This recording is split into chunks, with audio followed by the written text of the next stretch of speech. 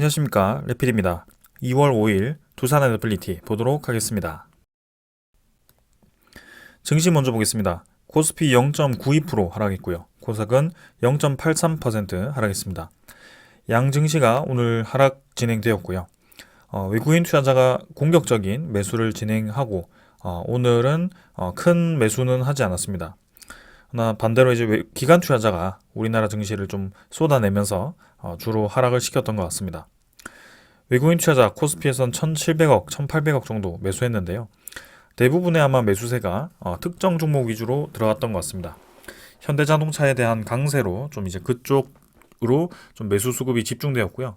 사실 나머지 종목들은 좀 외국인 투자자가 매도를 한 종목들이 많았던 것 같습니다.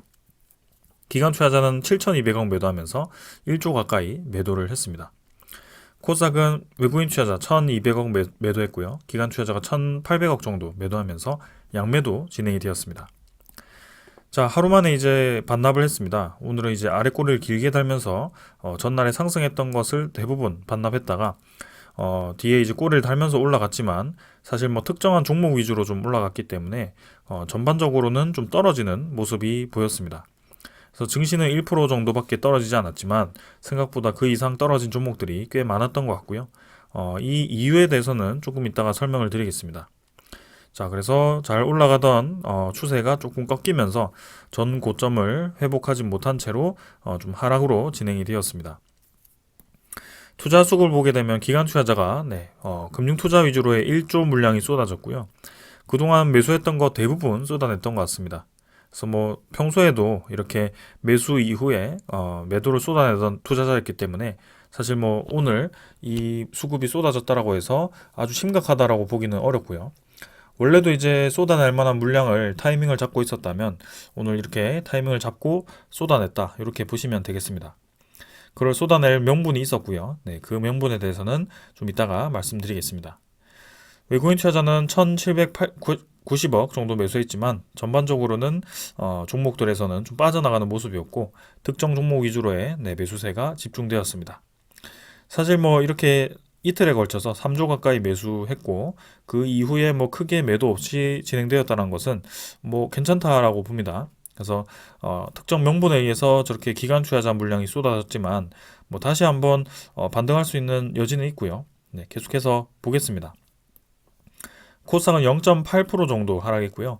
올라가다가 이제 또 바로 꺾여버리죠. 그래서 하락 추세가 지금까지 계속 이어지는 모습입니다. 800포인트를 회복한 지 얼마 되지 않았는데 다시 800포인트 아래로 좀 위협을 하는 모습이고요. 추가적인 하락이 있을지 계속 한번 보겠습니다. 수급은 기관 투자자, 외국인 투자자 양매도 진행되었고요. 기관 투자자는 꾸준히 지금 뭐 하루 바짝 매수했다가 다시 매도로 전환되었고요. 외국인 투자자도 딱히 매수 없이 계속 이제 코스닥에서는 전반적으로 매수 매도를 반복하고 있습니다. 그래서 지금은 코스닥보다 코스피 강세가 좀 강하고요. 실적주 위주로 그런 대형주 위주로의 움직임이 좀 보입니다. 그래서 지금은 시장이 좀 불안정하다 보니까 이런 기술주 위주로의 코스닥보다는 코스피가 좀 더 메리트가 있어 보입니다. 해외 증시는 미국 증시 뭐 아직 진행되지 않았고요. 상해 종합은 1%또 하락을 했고요. 니케이는 0.5% 정도 반등하면서 진행되었습니다. 그래서 뭐 특별하게 많이 올라가거나 많이 떨어지거나 이런 종목은 없었습니다. 최근에 보면 우리나라 증시는 좀 상해 종합과 유사하게 좀 흘러간다는 것이 보여집니다. 환율 같은 경우는 4.5원에서 5원 정도 하락했고요. 1333원으로 진행이 되었습니다.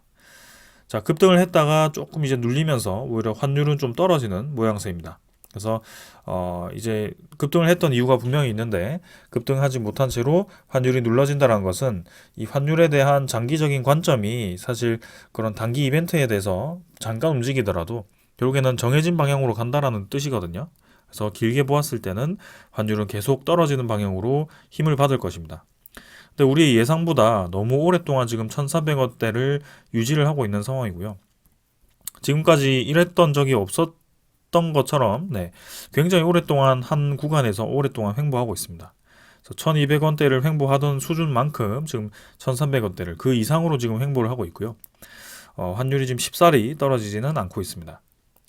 자, 이렇게 계속 환율이 버티는 이유는 분명히 있었습니다. 자, 미국의 금요일 고용 보고서가 나왔습니다. 참 이게 CPI 지표 발표되고 PCE 지표 발표되고 뭐 고용 보고서 발표되고 계속 그때그때마다 시장이 요동치는 모습이 보이고 있습니다. PCE 지표가 이제 생각보다 좋게 나오면서 물가 지표가 안정적으로 떨어지고 있다. 그래서 금리 인하에 대한 또 기대감이 올라왔었는데요. 근데 지금 또 고용 보고서가 나오면서 생각보다 미국의 고용 지표가 너무나도 좋게 나왔다라고 합니다.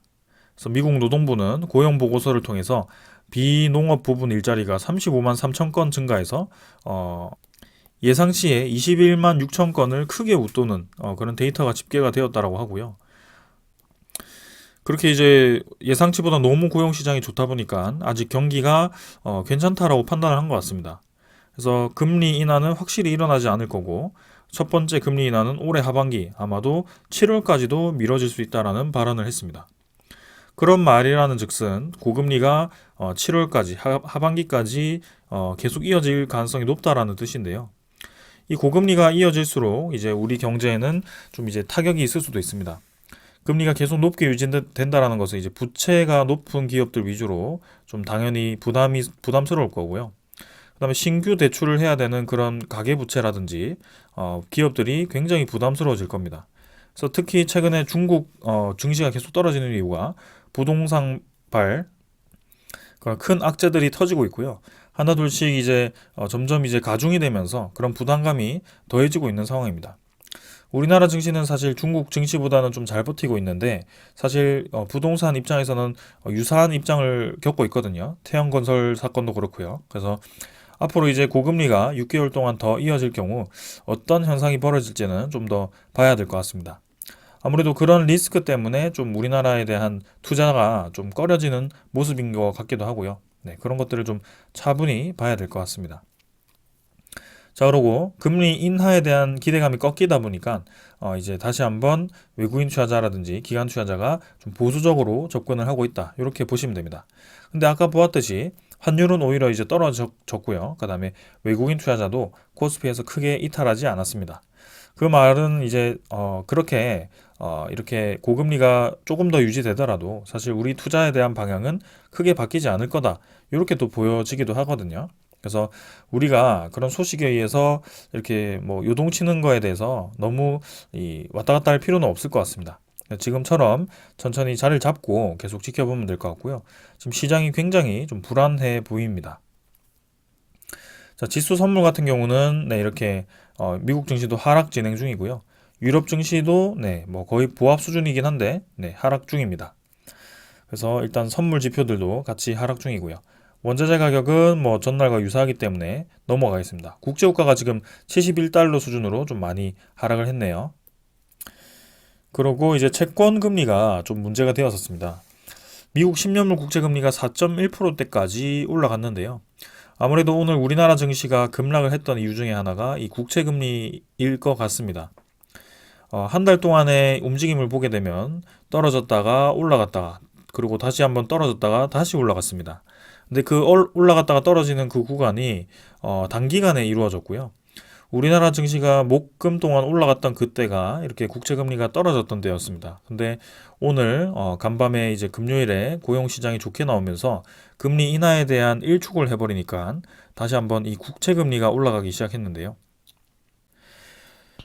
이 국채 금리가 올라가면 당연히 국채에 대한 수익률이 올라가는 것이고 우리나라 증시에서는 기계적인 매도가 나올 수밖에 없습니다. 그래서 시장이 침체가 될 때까지 고금리를 유지하겠다라는 그런 의도로 보여지고 거기에 대해서 우리나라 증시가 좀 타격을 받고 있는 것 같습니다.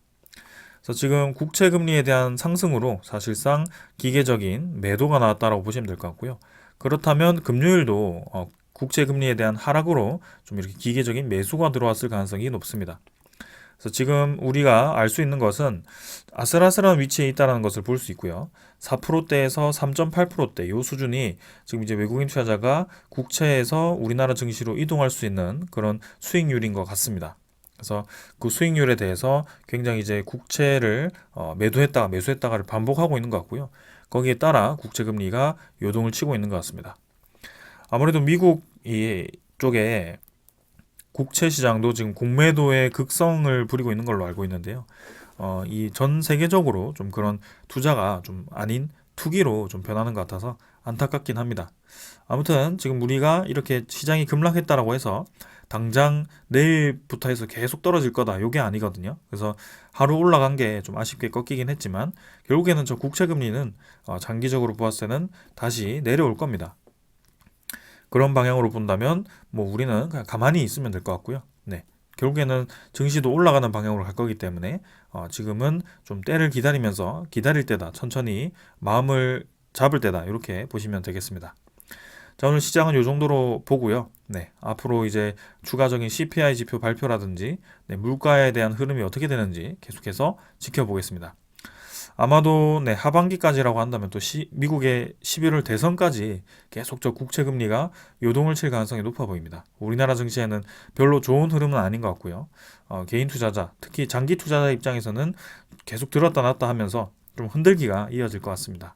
그런 것들을 좀 잘 이겨내면서 올해도 진행을 해야 될 것 같습니다. 자, 그럼 여기까지 하고 종목으로 가겠습니다. 두산 에너빌리티 보겠습니다. 630원 하락해서 3.94% 하락했고요.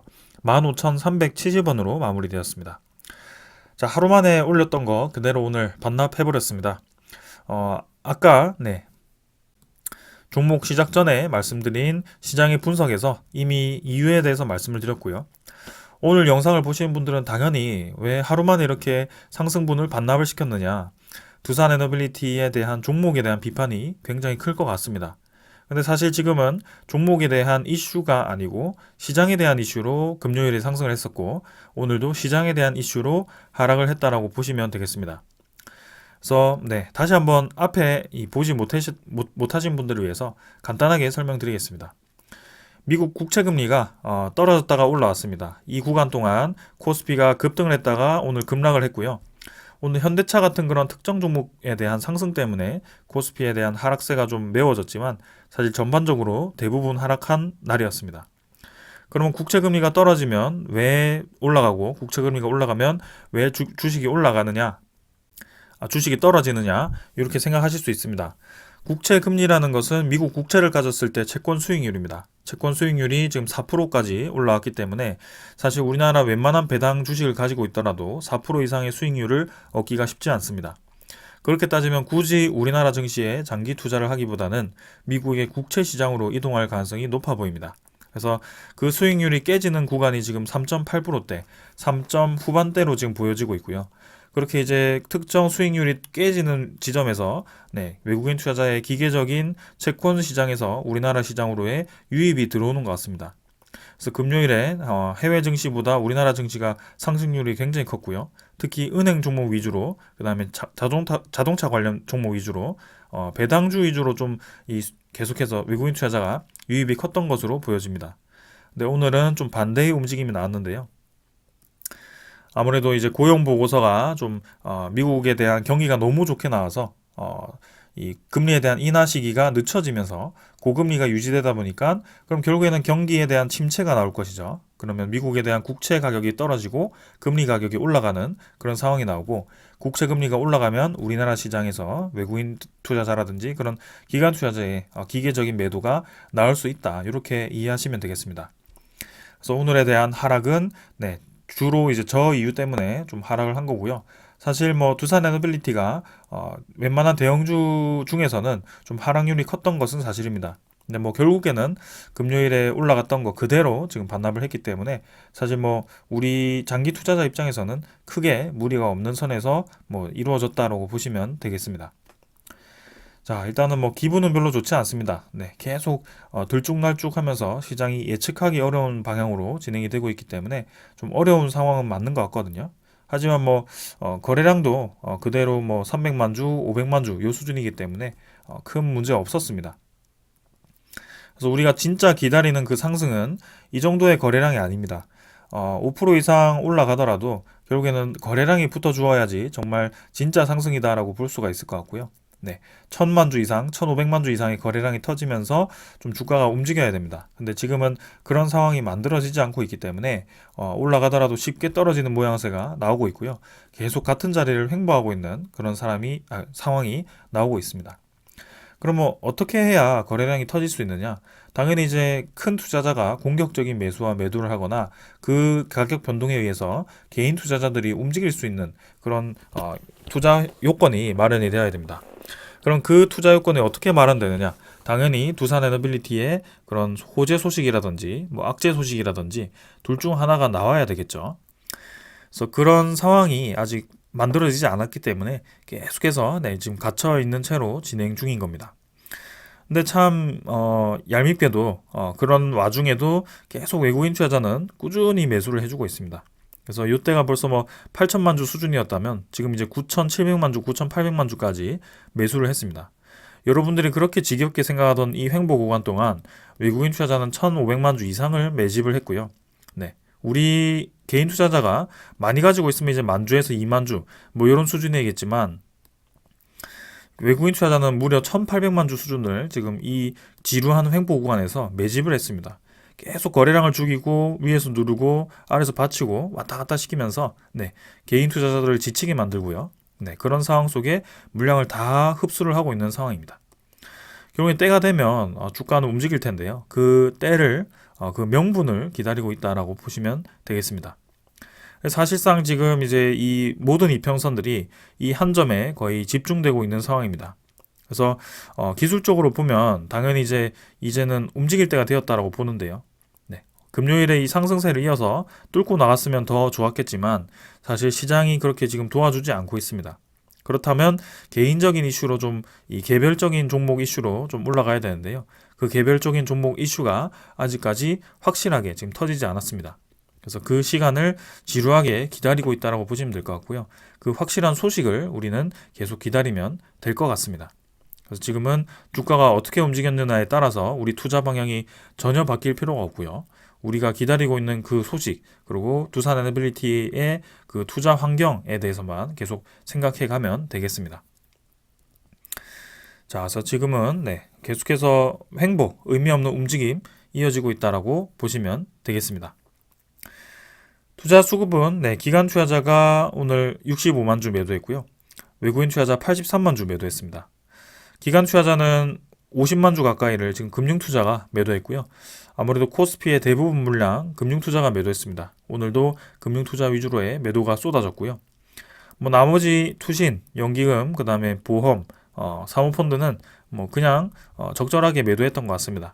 그래서 오히려 외국인 연기금 투자자라든지 뭐 보험, 투신, 사모펀드는 전날 이제 금요일에 매수했던 것을 그대로 뭐 대부분 유지하면서 진행되었고요. 사모펀드는 반납을 했지만 사실 뭐 크게 나머지 투자자는 변동 없었습니다. 외국인 투자자가 좀 이제 83만 주를 매도하면서 좀 많이 매도를 했는데요.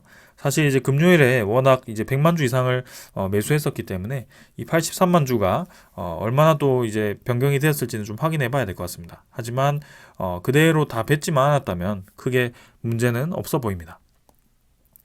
자, JP모간 신한증권 위주로 이제 매도가 나왔고요.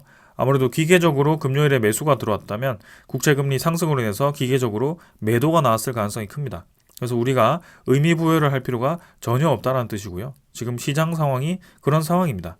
고금리고 계속 환율이 높고 국채금리가 높기 때문에 사실상 우리나라 증시가 메리트가 없는 상황이긴 합니다.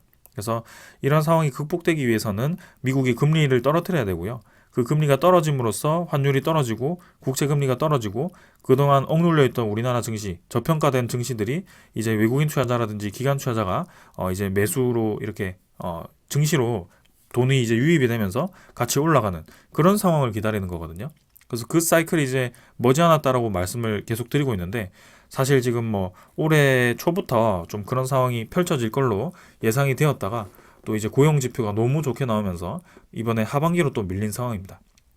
그래서 정확하게 100% 이 시장 상황을 지금 예단을 할 수 없기 때문에 왜냐하면 FOMC조차도 지금 정확하게 예측을 못하기 때문에 계속 보수적으로 접근을 하고 있는 겁니다. 그만큼 이전에 발생했던 코로나로 인해서 초저금리 정책을 했던 게 지금 이제 부작용으로 계속 드러나고 있는 거고요. 그런 이 오래된 부작용을 다 이제 해소시키기 위해서 좀 시간이 필요하다 이렇게 좀 생각을 하시면 되겠습니다. 근데 결국에는 시장은 정상 방향으로 지금 향하고 있을 거고 증시는 올라가고 환율은 떨어지고 국채 금리는 떨어지는 방향으로 진행될 수밖에 없다는 겁니다. 고금리를 언제까지 유지할지 모르겠지만 경기 침체는 올 수밖에 없고요. 경기 침체가 오면 금리를 떨어뜨릴 수밖에 없습니다. 금리가 떨어지면 결국에는 이런 국채 시장에서 돈이 빠져나갈 거고요. 그럼 이제 위험 자산으로의 돈이 유입이 될 겁니다. 그게 유동성 공급이고요. 뭐 주식 시장이라든지 비트코인 시장, 뭐 부동산 시장 이런 것들이 다 같이 올라가는 그 시기가 올 겁니다. 그래서 우리나라 증시의 우량주 위주로 그런 대상승이 다시 한번 시작될 건데요. 그게 이제 이전에는 코로나 때는 금리가 쭉쭉쭉 엄청나게 빠르게 떨어졌기 때문에 삼성전자도 말도 안 되게 이제 막 10만 원까지 코스닥 잡주처럼 올라가는 그런 움직임도 나왔었죠. 근데 앞으로는 이제 그런 움직임보다는 서서히 계단식으로 올라가는 모습이 나올 겁니다. 왜냐하면 금리를 그렇게 빨리 떨어뜨릴 수가 없고 계단식으로 떨어뜨릴 거기 때문이죠. 네, 그래서 그런 것들을 여러분들이 먼저 지금 종목을 떠나서 현재 내가 처한 시장 상황이 어떤 상황인지를 이해를 하셔야만 이런 하락에 대해서 무디게 넘어갈 수 있고 이 하락에 대해서 왜 나왔는지를 이해할 수 있습니다. 그래서 항상 보시면 두산 에너빌리티가 4% 떨어졌기 때문에 두산 에너빌리티 하락만 생각하시는 분들이 좀 많으신 것 같아요. 근데 두산 에너빌리티가 하락할 때는 제가 먼저 방법을 알려드리겠습니다.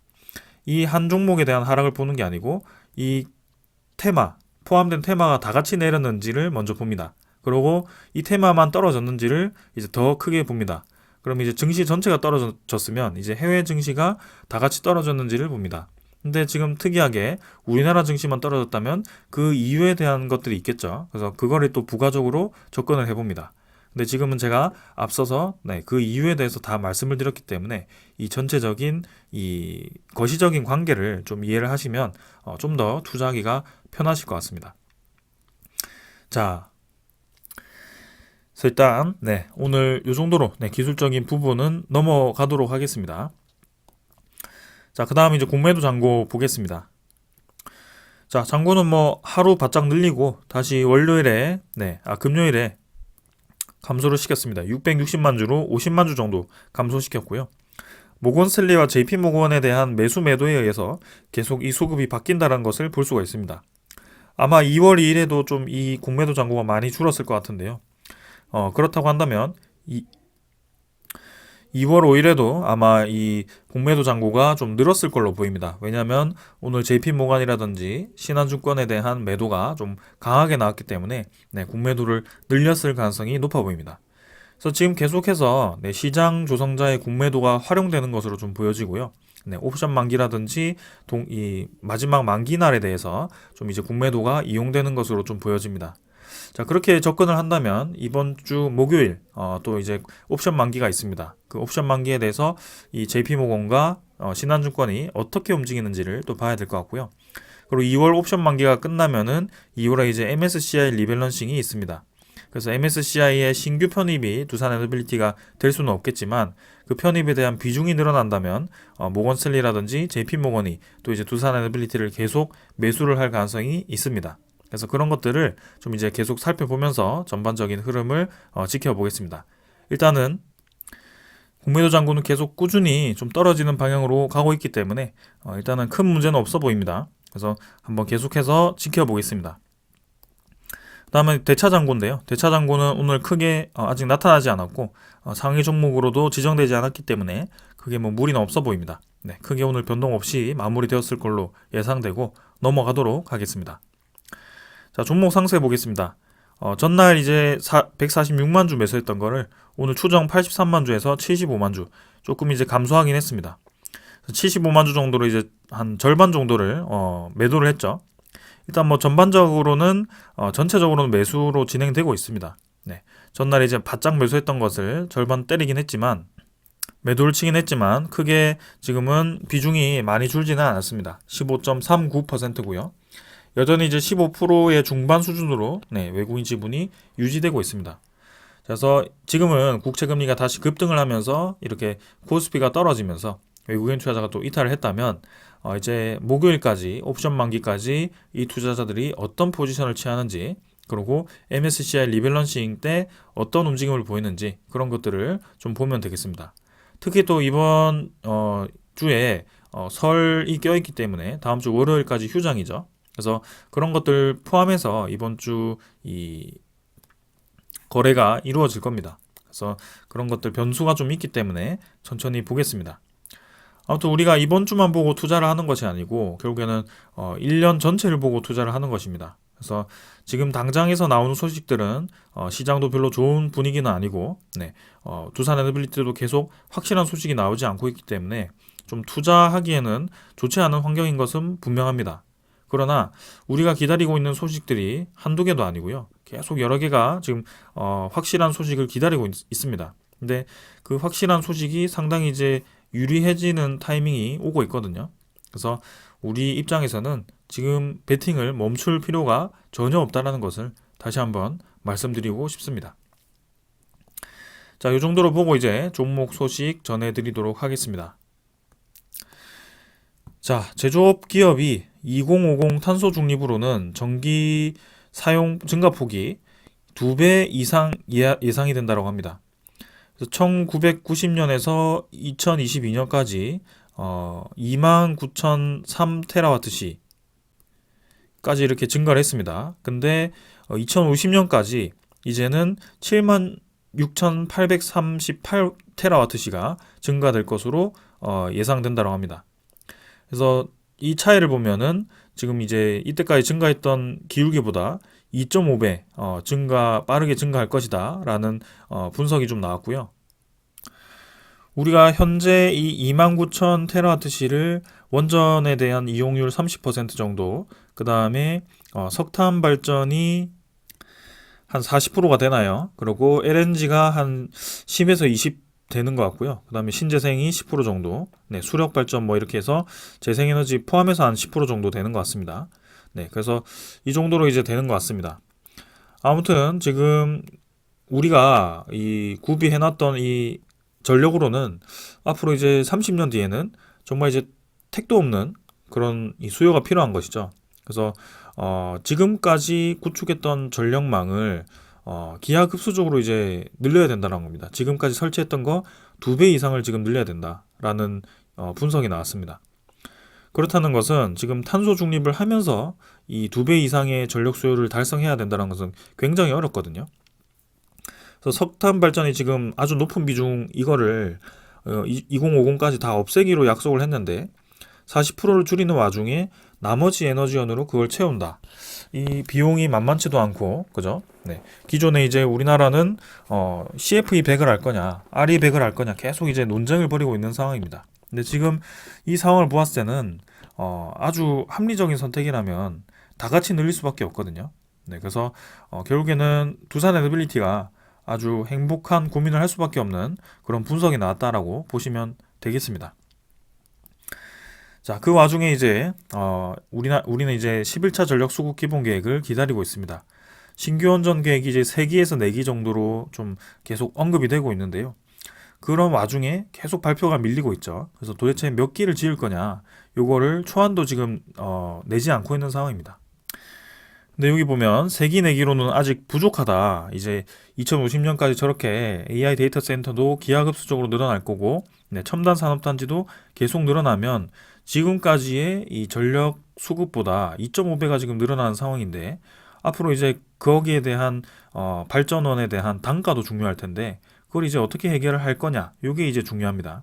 근데 2022년 기준으로 국내 발전원별 정산 단가를 보시면 원자력 발전이 52.5원 per 킬로와트시고요. 유연탄, 태양광, 풍력이 이제 한 190 정도, 그 다음에 LNG가 239, 유류가 299입니다. 그래서 LNG가 이제 239로 이렇게 비쌌던 이유는 천연가스에 대한 비용 상승으로 이렇게 높아졌던 것 같고요. 지금 요거보다는 이제 싸졌을 것 같은데, 아무튼 그렇게 되더라도 우리는 굉장히 이제 경쟁력이 있는 이 발전 단가를 원자력 발전으로부터 얻을 수 있다는 것을 또 이렇게 발전 단가 비교로 알 수가 있었습니다. 그럼 무작정 이제 2.5배에 대한 비중을 단순히 이 태양광이라든지 풍력이라든지 나머지로 이제 다 채운다라고 했을 때는 현재의 발전 단가보다 적어도 3배에서 4배까지 전기 비용이 비싸질 수 있다라고 보시면 될 것 같고요. 그렇게 따진다면 전력에 대한 사용 비중이 높은 이 기업일수록 상당히 손해가 클 겁니다. 특히 포스코 같은 그런 전력을 사용해서 녹이는 그런 업체들은 굉장히 이제 많은 전력을 사용할 텐데요. 그런 철강 소재에 대한 단가가 맞지 않을 가능성이 높습니다. 그래서 그런 것들을 좀 효율적으로 활용하기 위해서는 결국에는 요거랑 섞으면 이제 평균에 한 100원 정도가 되잖아요. 그래서 그런 정도로 좀 맞춰 가야 될 것 같습니다. 그래서 지금 이제 그렇게 생각을 한다면 세기 내기를 지어 가지고는 사실 그렇게 될 수가 없다라고 얘기를 하는 것 같고요. 네. 원자력 비중이 30% 정도를 유지한다라고 하더라도 여러분들 아까 본 표 2.5배가 증가한 비중으로 따지면 지금 현재 신규 원전 건설 계획으로는 사실 불가능합니다. 네, 30% 유지할 수가 없습니다. 그래서 2040년, 2050년을 바라보고 지금 이제 대형 원전이라든지 SMR에 대한 좀 안정적인 에너지 공급원을 좀 지금 마련을 해야 된다라고 보시면 될 것 같고 거기에 대해서 강조를 한 것 같습니다. 자, 그럼 이제 11차 전력 소국 개본 계획이 이제 언제 나오냐? 지금 계속 이제 거기에 초점이 가고 있습니다. 근데 내용을 보니까 최근에 이제 해상풍력특별법에 대한 통과를 예고를 하면서 거기에 이제 고준위 특별법까지 같이 통과가 될 것 같은 그런 뉘앙스가 좀 나왔습니다.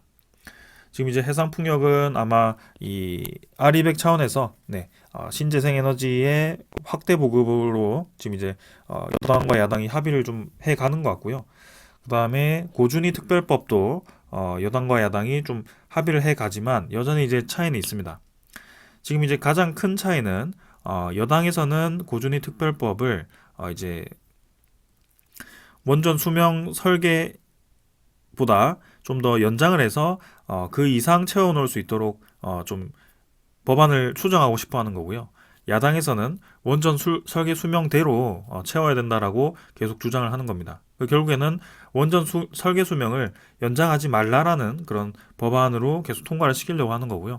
그러면 원전을 이제 수명을 다하면 이제 폐기를 해야 된다라는 얘기겠죠.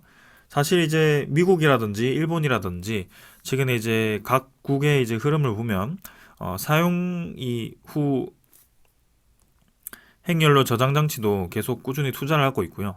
그리고 원전 수명 연장을 적극적으로 행하고 있거든요. 심지어 미국에서는 수명이 아주 다해서 완전히 이제 폐기되었던 그런 원전까지 다시 살리고자 합니다. 최근에 제가 전해드린 소식에 의하면 그렇거든요.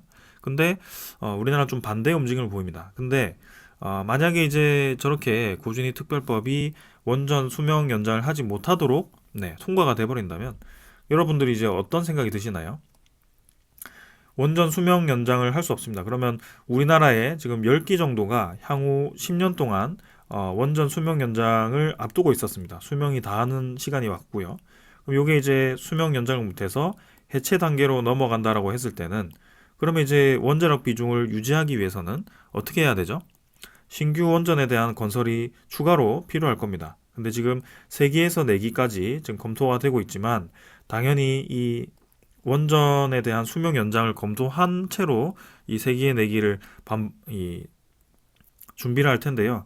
이 고준위 특별법에 대해서 어떻게 통과되느냐에 따라서 이 원자력 발전에 대한 신규 건설에 대한 이 개수를 좀 바꿀 가능성이 저는 있다라고 좀 생각이 됩니다. 그래서 3기, 4기보다 더 지을 수도 있고 이게 이제 고준위 특별법이 어떻게 통과되는지를 좀 봐야 될 것 같습니다.